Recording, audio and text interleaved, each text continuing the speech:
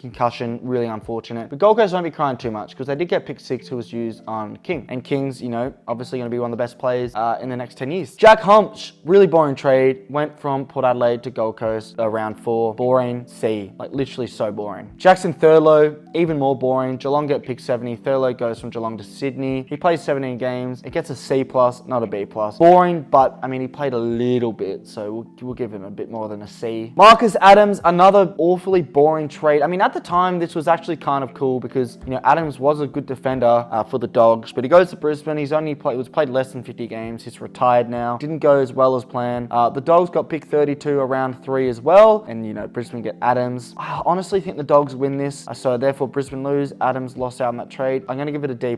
Jordan Roughhead went from the Dogs to Collingwood for pick 75. Was great for Collingwood, you know, really good. What can I say? He played over 60 games, you know, nearly helped them to success, and that trade gets a B+.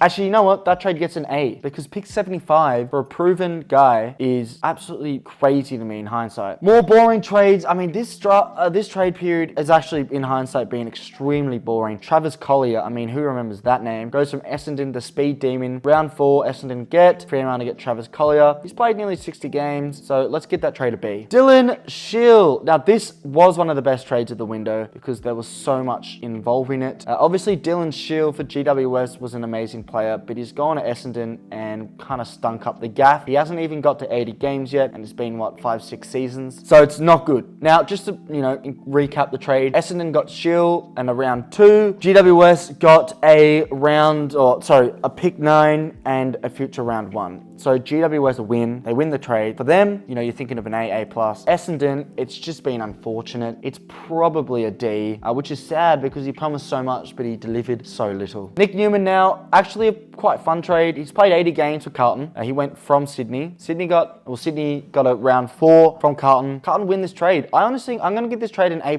because if you're given a future round 4 for a reliable guy, Nick Newman, who's played 80 games, what more do you want? That's actually one of the better trades of the window. And you could argue, wouldn't be mad if you argue that's the best steal of the window. A famous one here, Dane Beams, for a lot of different reasons, family reasons. He wanted to come back to Collingwood, to Victoria. Got to do with his dad, from Brisbane. Now, Brisbane got pick 18, pick 56 in a round 1. Dane Beams went to Collingwood alongside a pick 41 and a pick 44. Who wins? Probably Brisbane. But feels weird grading this trade because, you know, we're going to give this an NA, all right? Because I don't want to grade this because this is more sort of Beams had to come back for family reasons. You know, there's no doubt Brisbane won the trade, but, you know, it's just unfortunate what happened. And I believe everything else is draft picks, which means that is the 2018 AFL trade window, I guess, graded every trade. Let me know in the comments if you agree with all my different gradings. So write it down there. Where have I gone wrong? Where have I gone right? Make sure you like, subscribe, all that good stuff. Follow the TikTok FTFooty. Thank you for watching. I'll be